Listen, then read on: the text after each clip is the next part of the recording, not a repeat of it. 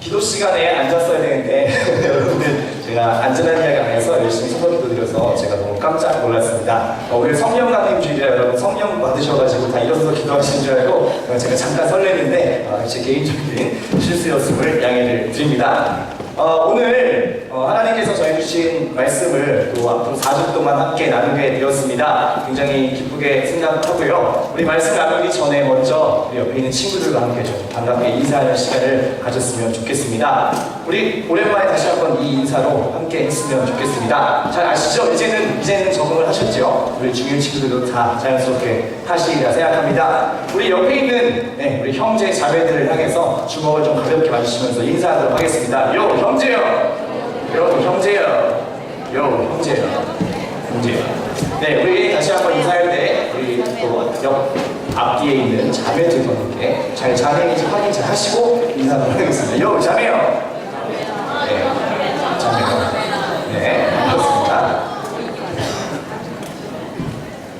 네, 굉장히 오랜만에 하나님의 말씀을 여러분과 함께 나누는 자리에 서게 돼서 참으로 감사하게 생각합니다. 우리가 이번 한 달 동안 나눌 이야기는 바로 이겁니다. 2014년 6월 시즌 설교의 제목은요, 양화진 선교사 열전입니다. 뭔가 굉장히 어렵죠, 말이. 양화진 선교사 열전. 양화진이 뭘까요? 사람 이름 아니고요. 양화진 아니고요. 네, 양화진이 뭐죠? 선교사님의 무덤. 아주 좋습니다. 이따가 다시 한번 설명을 드릴게요. 양화진 선교사 열전, 하나님이 조선을 이처럼 사랑하사 라는 제목으로 함께 4주 동안 이야기를 나누고자 합니다. 오늘은 그 첫 번째 시간으로요, 요한복음 12장 24절에서 25절의 말씀을 가지고 대동강가의 순교자 로버트 토마스라는 제목으로 함께 하나님의 은혜를 나누고자 합니다. 여러분, 선교 가보셨습니까? 오, 꽤 있네요. 선교 다녀본 적이 있다, 경험해본 적이 있다. 한번 손 들어볼까요? 이제 꽤 있지 않나요? 저희 청소년부에서 매년 가고 있으니까. 선교 다녀왔다. 좀 자랑스럽게 번쩍 손 들어보세요. 번쩍. 오, 그렇군요. 꽤 많이 있는 것 같습니다.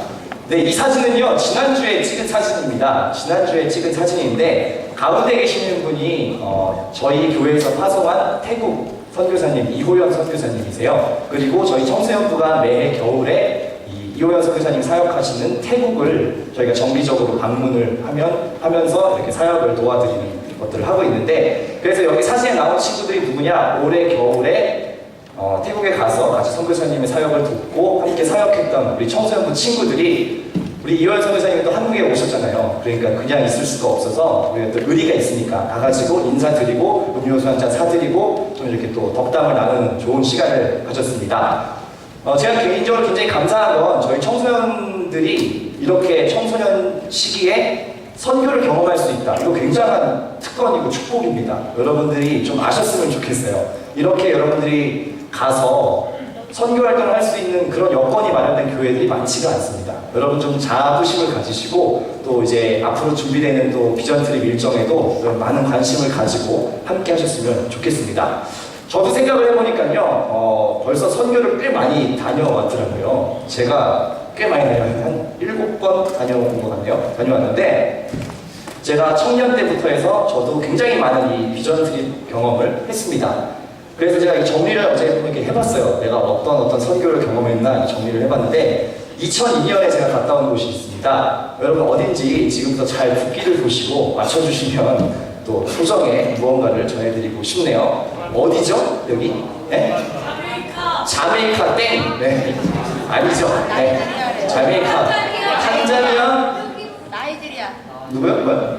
나이지리아? 나이지리아 아닙니다. 여러분 월드컵인데 이거 잘 아셔야 돼요. 네? 뭐라고?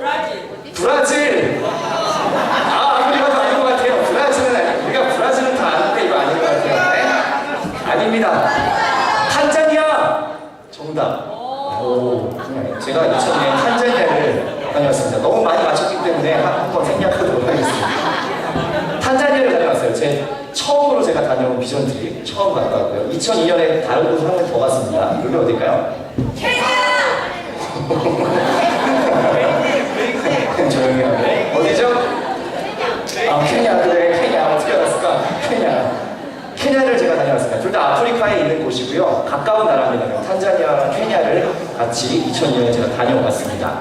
2006년에는 좀 다른 곳을 갔는데요. 어딜까요? 굉장히 단순하게.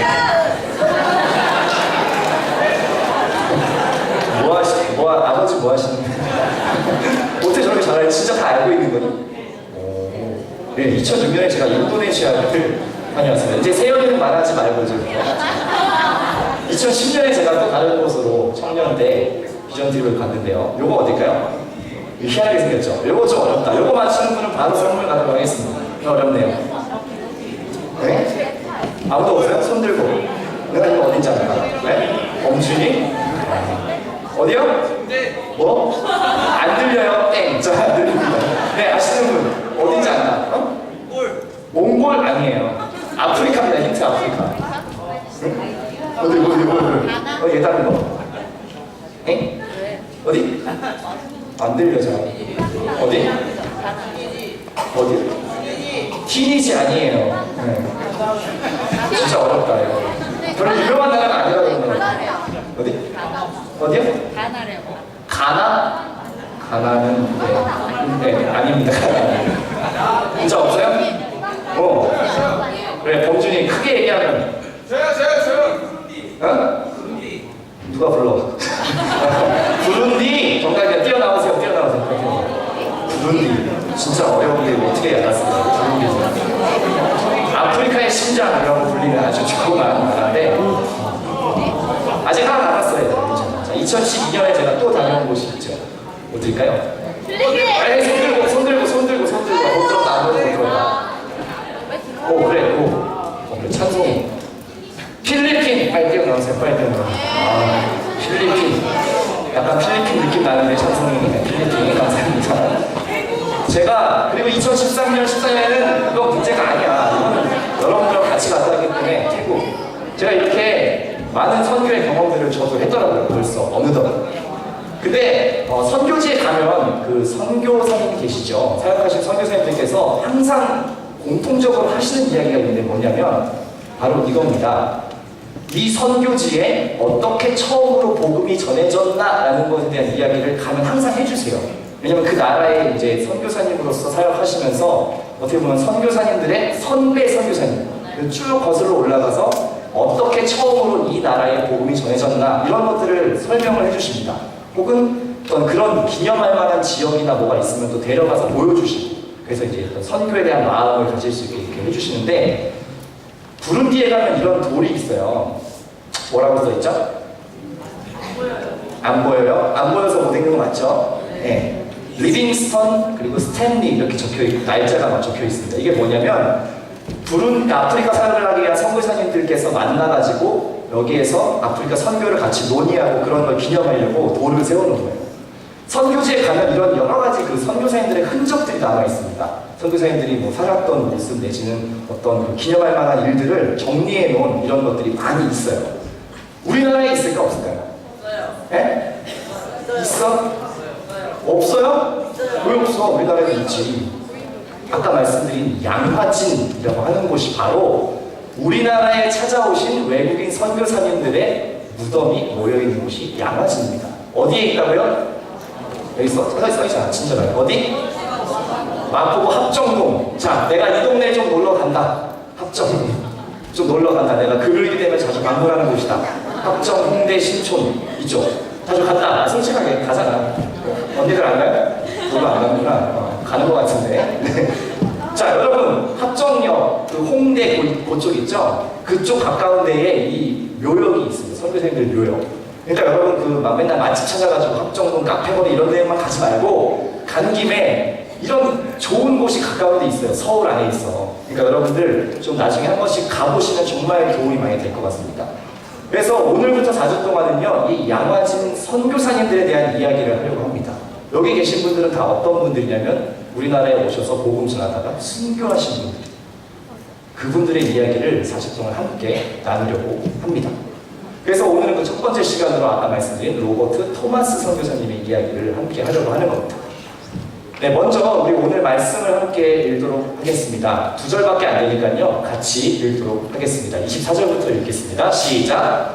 내가 진실로 진실로 너희에게 이르노니 한 알의 밀이 땅에 떨어져 죽지 아니하면 한 알 그대로 있고 죽으면 많은 열매를 맺느니라. 자기의 생명을 사랑하는 자는 잃어버릴 것이요 이 세상에서 자기의 생명을 미워하는 자는 영생하도록 보전하리라. 아멘.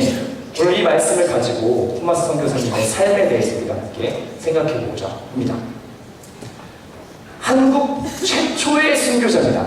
그러니까 저희 나라에 복음을 전하러 오신 외국인 선교사님 중에 처음으로 순교하신, 복음을 전하다가 돌아가신 분이세요. 로버트 토마스.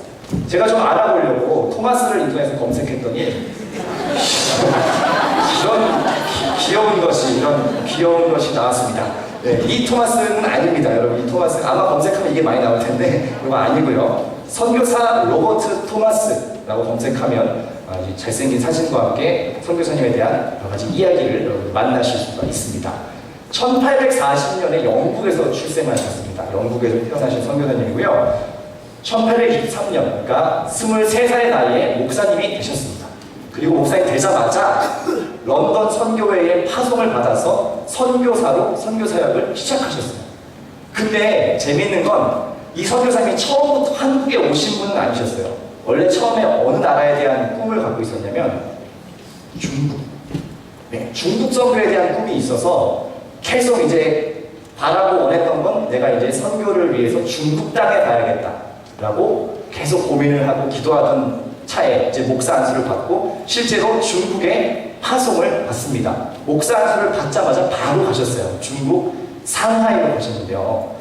1863년에 이 부두를 통해서 상하이에 들어왔습니다. 상해 아시죠? 상해 들어오셔서 이제 의욕적으로 선교 사역을 이제 하려고 막 시작을 했죠. 막 부푼 꿈을 안고 오셨어요. 이제 내가 이 나라를 복음으로 변화시키겠다. 막 뜨거운 열정을 가지고 시작을 하셨는데 굉장히 안타깝게도 시작한 지 얼마 안 돼서 5개월 만에 같이 온 아내가 병으로 죽었어요. 여러분 기분이 어땠을까요? 내가 하나님의 일을 하겠다, 선교하겠다, 아내랑 같이 갔는데 5달 만에 아내 캐롤라인이 병으로 죽고 말았습니다. 토마스 선교사가 굉장한 고민에 빠졌다고 합니다. 고민에 빠질만 하죠. 나는 정말로 하나님의 일을 하겠다고 열심을 가지고 왔는데 오자마자 이 막 병 때문에, 풍토병 때문에 아내가 죽은 거예요. 굉장히 시리에 빠져서 고민을 했다고 합니다.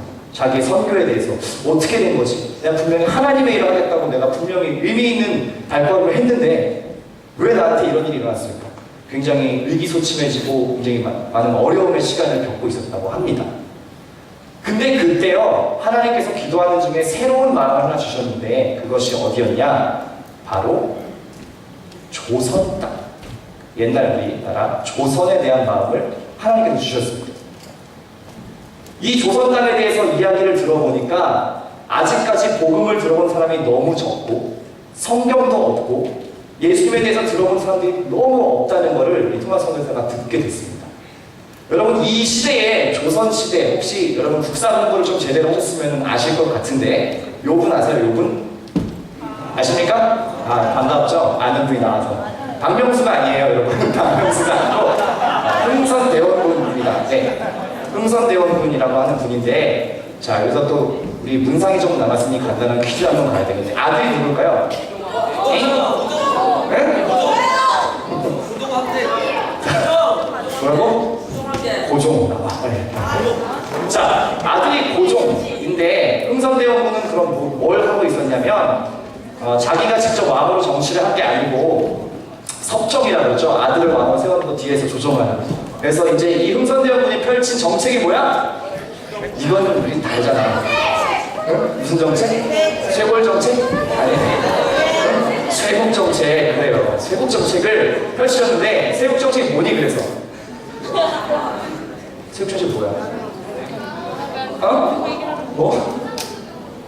통상수교 거부. 되게 어려운 걸. 통상수교 거부. 알겠습니다. 통상수교를 거부했죠. 뭐냐면 서양의 문물들을 안 받겠다는 거예요. 왜? 침략자다. 우리나라를 침략하러 오는 거다. 서양의 문물 안 받겠다. 문을 꽁꽁 걸어 잠그는 쇄국 정책을 펴고 있었고요. 그래서 그 당시에 어떤 사람들이 많이 피해를 입었냐면 천주교인들, 천주교는 기독교보다 조금 더 빨리 들어왔는데 그 당시에 천주교를 조금씩 믿고 있던 사람들이 굉장히 타락을 받았습니다. 왜? 서양의 어떤 그 귀신들이 믿는 종교를 믿는다 이래가지고 굉장히 핍박을 받는데 그러다가 두 사람이 이제 중국으로 도망을 친 거예요. 왜냐하면 이 흥선대원군의 그 쇄국 정책과 이 천주교에 대한 그 굉장히 박해 때문에 이제 중국으로 건너왔는데 토마스 선교사가 이 사람들을 만났어요. 중국에 있다가.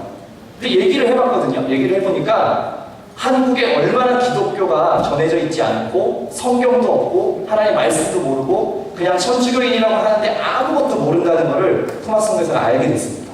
그리고 그때 확실히 결정을 합니다. 어떤 결정을 하냐면 내가 한국에 가서 하나님의 말씀을 전해야 되겠구나. 그리고서 뭘 공부하냐면 열심히 한글을, 조선말을 열심히 배웁니다. 왜냐하면 가서 전하려면 말을 배워야 되잖아요. 열심히 배웠습니다. 그리고 이제 계속 고민을 하면서 뭘 기다렸냐? 어떻게 조선에 들어갈까? 이제부터 고민을 막 했습니다. 왜냐하면 쇄국정책을 피고 있잖아요. 웬만한 사람들은 들어갈 방법이 없는 거예요. 그래서 고민하고 기도하고 있던 차에 하나님께서 어떤 하나의 아이디어를 주셨냐? 이것도 여러분도 잘 아는 거죠. 알죠? 반갑지만 이게 나오니까. 이게 뭐예요? 제너럴 셔먼호 사건이라고 여러분 배우셨죠? 이게 뭐냐면 그 미국의 상선, 무역하는 배인데 이제 무역을 하기 위해서 계속 이제 한국의 조선 땅을 이제 이렇게 주기적으로 가는 상선이었는데 여기에 탄 겁니다. 어떻게 탔을까요? 선교사가. 뭘로 탔을까? 선교하러 간다 그러면 안 태워줘요. 어떻게 갔을까요? 응? 아까 뭘 배웠다고? 한국말. 그럼 뭘로 갔을까요? 내가 한국말을 할 줄 안다. 나를 통역사로 데려가면 내가 이 문물 이렇게 교류하는 거에 내가 도움을 줄 수 있다. 내가 통역하겠다 그래서 배에 탔습니다. 그리고 이제 가는 거예요. 부품금을 안고. 근데 뭐도 챙겨갔을까? 성경책 챙겨가지고 배에 탔습니다. 정말 원래 하고 싶은 건 선교 활동이었으니까 성경책 딱 짐 싣고 하지만 통역관이라고 얘기하고 갔습니다. 점점 대동강가에 가까워져 가는 거예요. 배를 타고 이제 쭉 가고 드디어 이제 한국에 가까워 왔어. 근데 여기서 무슨 일이 일어났다고요? 네? 뭐? 거북이? 불이 났어? 왜 불이 났지?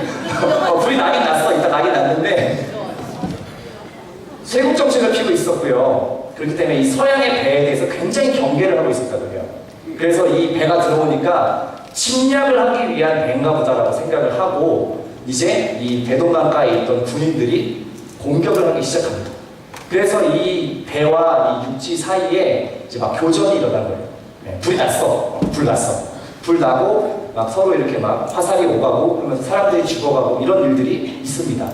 그래가지고 여러분들 그 교과서를 공부한 제너럴 셔먼 사건이라고 하는 게 이제 이 사건인데 그래서 이 배에 타고 있는 많은 사람들이 어떻게 됐어요? 다 죽거나 혹은 포로로 끌려 내려왔습니다. 육지에. 근데 여기 누가 있었을까요? 토마스 선교사님도 같이 육지로 끌려 내려왔습니다. 근데 이분이 내려와가지고 뭘 했을까요?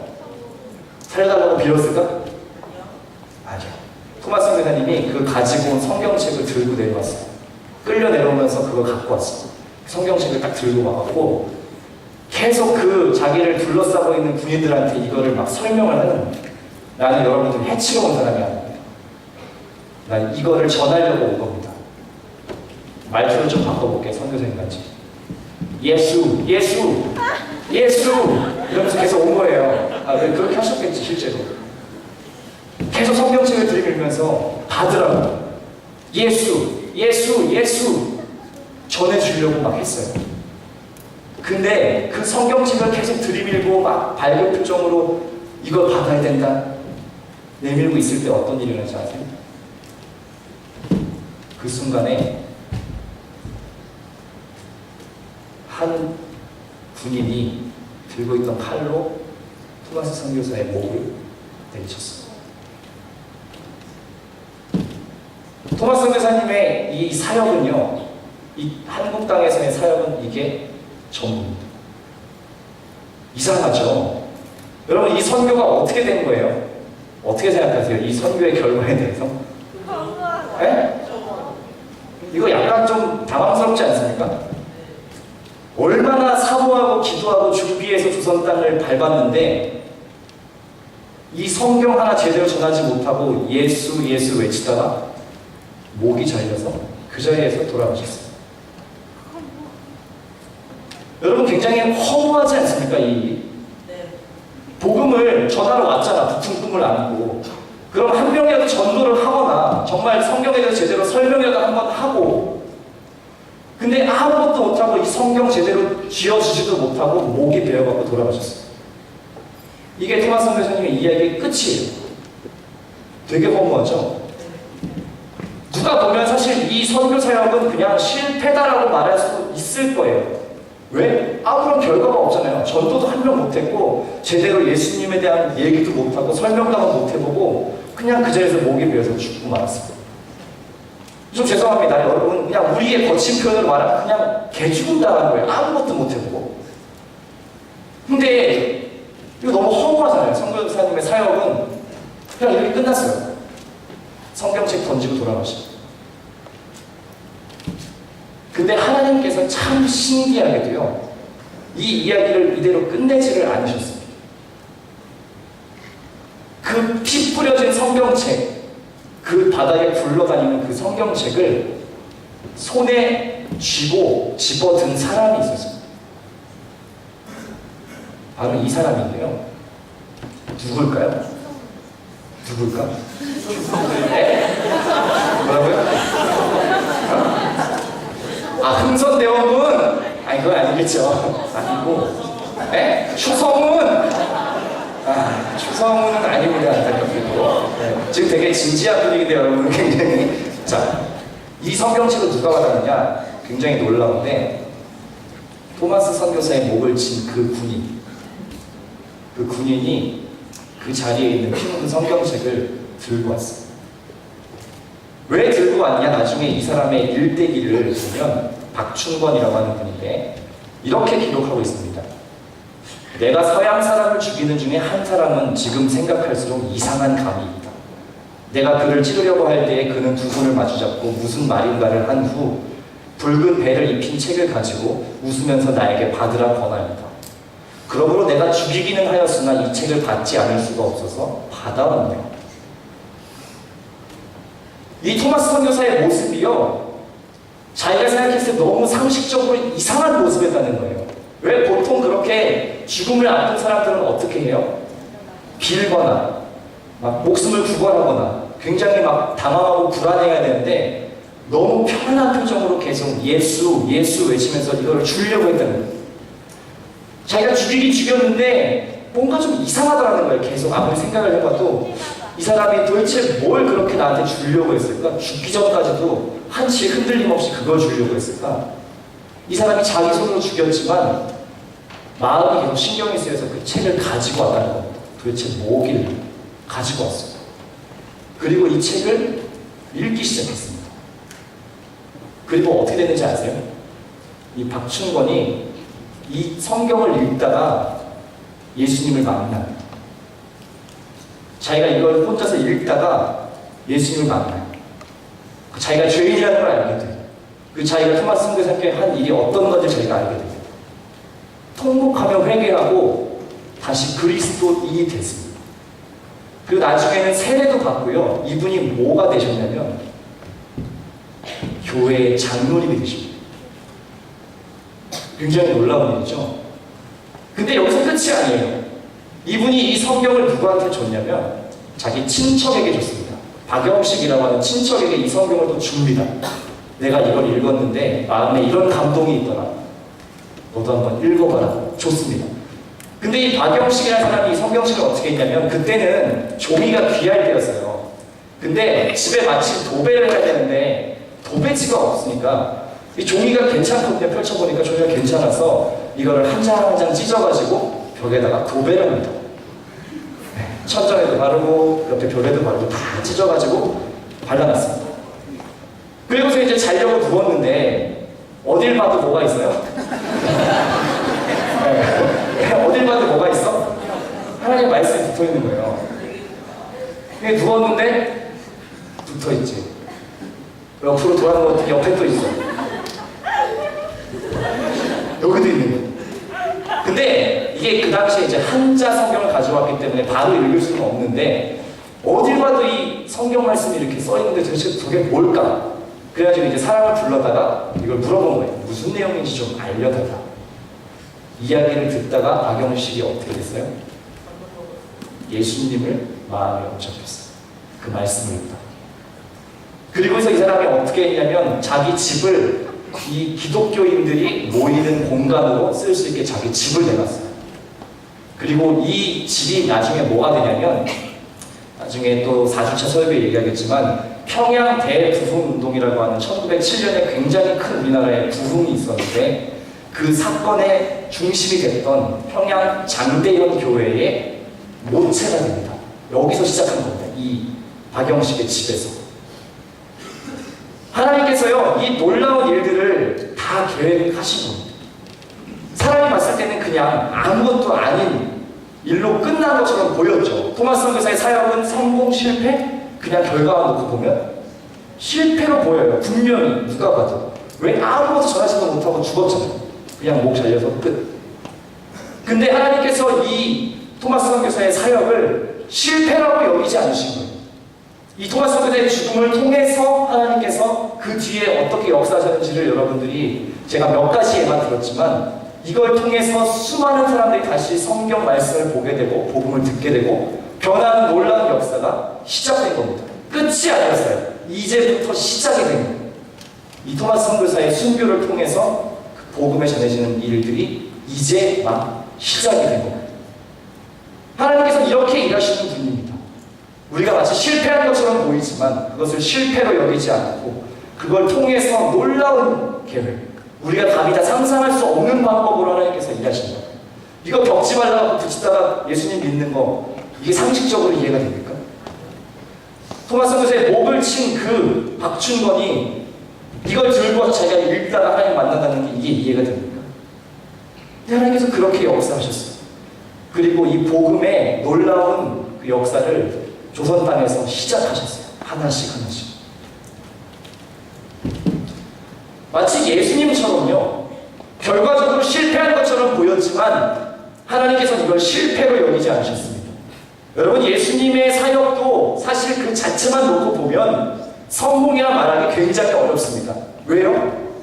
세상을 구원하기 위해 오신 구원자가 아무것도 못해보고 그냥 십자가에서 비참히 죽은 거예요. 제자들을 키운다고 키웠습니다. 12명이나 키웠죠. 어떻게 했습니까? 마지막에 다 대신하고 도망갔죠. 그리고 심지어 자기를 판 사람은 그 12제자 중에 한 사람이었어요. 사람을 세우는 일에도 실패한 겁니다. 제자들을 열심히 3년 동안 세워놨는데 배신하고 도망가는 거. 자기를 은 30냥에 팔아버리는 제자들. 그리고 구원자로 이 땅에 왔지만 자기 자신도 구원하지 못하고 죽어가는 그 비참한 모습. 사람들이 조롱했죠. 너 스스로 구원하고 십자가에서 내려와라. 네가 진짜 하나님의 아들이면 그렇게 해봐라. 하지만 예수님께서는 아무런 항변도 하지 않으시고 십자가에서 죽으셨습니다. 여러분 이게 무슨 사역의 성공이겠습니까? 결과가 놓고 봤을 때 너무나 비참한 마지막이에요. 근데 하나님께서 이 예수님의 그 실패처럼 보이는 일을 통해서 하나님의 일들을 이루신다. 사흘 만에 부활시키시고 다시 한번 그 생명을 허락해 주시고 예수님을 믿는 모든 사람들에게 그 생명을 나눠주시기 위해서 이 일들을 하신 겁니다. 하나님께서. 여러분 이게 하나님의 방법이에요. 우리의 상식으로 이해되는 수준이 아니라 또 우리가 망하고 우리가 안 되는 것처럼 비참해 보이는 그 방법을 통해서 하나님께서 역사하시고 우리의 삶을 통해서 하나님의 일들을 해나가신다. 여러분 한 사람 한 사람을 통해서도 하나님께서 그렇게 일하실 줄 믿습니다. 여러분들의 아무것도 아닌 것 같이 보이는 그 보잘것없는 삶을 통해서도 하나님께서 이렇게 역사하실 수 있다는 걸 여러분들께서 좀 믿음으로 고백하셨으면 좋겠습니다. 오늘 우리가 읽은 말씀처럼 하나님의 방법은 죽어지는 것을 통해서 생명을 낳는 것이 하나님의 방법입니다. 썩어지고 찢어지고 아픔을 통해서 또 새로운 생명을 낳는 것이 하나님의 방식이에요. 오늘 읽은 이 본문에 이렇게 나와 있죠. 하늘의 밀알이 땅에 떨어져서 심기었어요. 근데 땅 속에서 썩지 않고 찢어지지 않으면 그 안에 있는 새로운 생명이 다시 위로 솟아날 수가 없다라고 이야기하고 있습니다. 씨앗이요, 심겨졌는데 나는 그냥 이 씨앗 신체가 좋아. 난 썩고 싶지도 않고 나는 이 싹이 튀는 찢어지는 아픔을 겪고 싶지도 않아. 나는 그냥 이 상태로 있을 거야. 아무런 열매를 맺을 수가 없어. 하나님께서 오늘 이렇게 말씀하시는 거예요. 그 찢어지는 아픔, 싹을 틔우기 위한 고통, 그 인내, 그 헌신, 그 썩어서 죽어지는 그 과정을 통해서만 새로운 생명이 살아날 수 있다고 이야기하시는 거예요. 오늘도 여전히 하나님께서 그렇게 일하시는 거예요. 나의 희생을 통해서, 나의 헌신을 통해서, 나의 포기하는 걸 통해서 하나님께서 역사하신다는 겁니다. 여러분, 이제 이야기를 마치려고 하는데 한 가지만 같이 여러분과 고민하고 싶습니다. 여러분, 예수님을 믿고 예수님을 따라간다고 하면서 얼마나 손해보면서 살고 계십니까? 예수님을 따르기 위해서 여러분 얼마나 포기하고 계세요? 얼마나 많은 희생을 여러분들의 삶에서 치르고 계십니까? 제가 이전에도 제자에 대한 이야기를 하면서 그런 말씀 드렸는데 참 죄송한 말씀이지만 내 삶에 예수님 때문에 포기되는 게 아무것도 없다. 예수님 때문에 손해보는 거 아무것도 없다. 전혀 난 이상이 없다라고 하시는 분들은 정말 예수님의 그 십자가의 길을 잘 따라가고 있는지 한번 고민해 보셔야 됩니다. 예수님 믿는 것이 나에게 너무나 그냥 편안하고 아무렇지도 않고 자연스럽고 내 삶에 아무런 문제도 없다? 진짜 진지하게 고민해 보셔야 돼요. 왜요? 십자가의 길을 간다는 건 포기하는 거예요. 죽어져야 되는 거예요. 내려놔야 되는 거예요. 손해볼 줄 알아야 되는 거예요. 그걸 통해서 오늘도 하나님께서 다른 사람들에게 또 생명을 전하겠다고 오늘 분명히 하나님 말씀을 통해서 말씀하고 계시기 때문에 그렇습니다. 공짜 되는 게 아니에요. 그냥 말로 잘 해가지고 전도하는 게 아니라고요. 십자가를 져야 됩니다. 손해를 봐야 됩니다. 포기하는 걸 통해서 하나님께서 역사하십니다. 여러분 주변에, 학교에 혹은 가정에 여러분 아직 복음을 듣지 못한 많은 가족들, 친구들 있을 겁니다. 그 사람들을 위해서 여러분들 뭘 해야겠습니까? 물론 기도하셔야 됩니다. 물론 그들을 위해서 말로 권면할 수도 있겠죠. 예수님 믿자, 교회 한번 가보자. 좋습니다. 하지만 여러분 그 위에 어떤 것이 빠지면 안 되냐면 정말 그 사람을 위해서 여러분들 어떤 수고와 희생과 십자가를 질 수 있느냐, 여러분 그것을 생각해야 됩니다. 내가 손에 피 한 방울 안 묻히고 아무런 손해 하나 안 보고 그냥 전도가 됐으면 좋겠다? 미안하지만 쉽지 않습니다. 하나님의 방법은 그렇게 역사하는 방법이 아니에요. 누군가 죽어지고 썩어지고 땅에 묻히는 걸 통해서만 새로운 생명을 살리는 그 일들을 하나님께서 하신다. 마치 토마스 선교사가 정말 왜 비참하게 아무것도 아닌 것처럼 그냥 목이 잘려 돌아가셨지만 하나님께서 그 희생과 그 피를 값싸게 여기지 않으시고 그것을 통해서 하나님의 나라를 시작하셨던 것처럼 오늘도 하나님을 위해서 십자가를 기꺼이 질 수 있는 사람, 기꺼이 희생할 수 있는 사람, 포기할 수 있는 사람, 다른 사람을 위해서 나의 것을 내려놓을 수 있는 사람을 하나님께서 지금도 찾고 계십니다. 왜요? 여전히 복음이 들려져야 할 곳, 아직 이 복된 소식을 듣지 못한 사람들이 우리의 주변에 너무나 많기 때문에 그렇습니다. 하나님께서 여러분 한 사람 한 사람을 그렇게 부르십니다. 나를 위해서 십자가를 질 수 있는 사람이 어디 있을까? 자기의 생명을 귀한 것을 여기지 않고 내놓을 수 있는 사람이 어디에 있을까? 하나님께서 찾고 계십니다.